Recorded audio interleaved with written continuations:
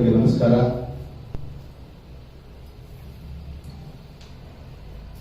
ಮೊನ್ನೆ ನಾಗಮಂಗಲದಲ್ಲಿ ಗಣೇಶ ವಿಸರ್ಜನೆಯ ಸಂದರ್ಭದಲ್ಲಿ ನಡೆದಿರುವಂತಹ ಏನು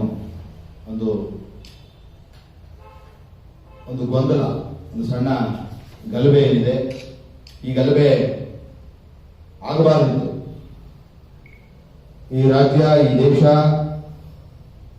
ಸತ್ಯ ಅಹಿಂಸೆಯ ಆಧಾರದ ಮೇಲೆ ಕಟ್ಟಲ್ಪಟ್ಟಿರುವಂತದ್ದು. ಗಾಂಧೀಜಿಯವರು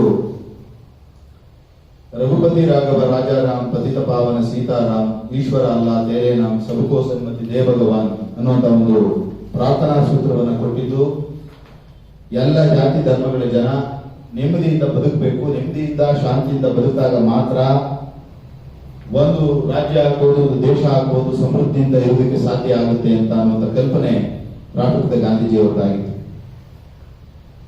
ಆದರೆ ಇವತ್ತು ಇಂತಹ ವಿಷಮ ಪರಿಸ್ಥಿತಿ ದೇಶದ ಉದ್ದಗಲಕ್ಕೂ ನಡೀತಾ ಬರ್ತಾ ಇದೆ. ಹಿಂದೆ ಕಡಿಮೆ ಇದ್ದದ್ದು ಇವತ್ತು ಜಾಸ್ತಿ ಆಗ್ತಾ ಇದೆ. ಈ ಜಾಸ್ತಿ ಆಗೋದಕ್ಕೆ ಕಾರಣ ನೇರವಾಗಿ ರಾಜಕೀಯ ಕಾರಣಗಳು.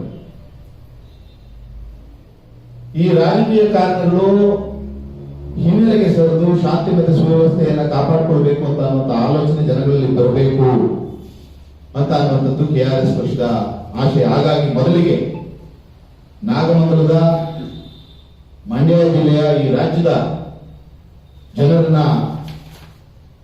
ಎಲ್ಲ ಜಾತಿ ಧರ್ಮದ ಜನರನ್ನ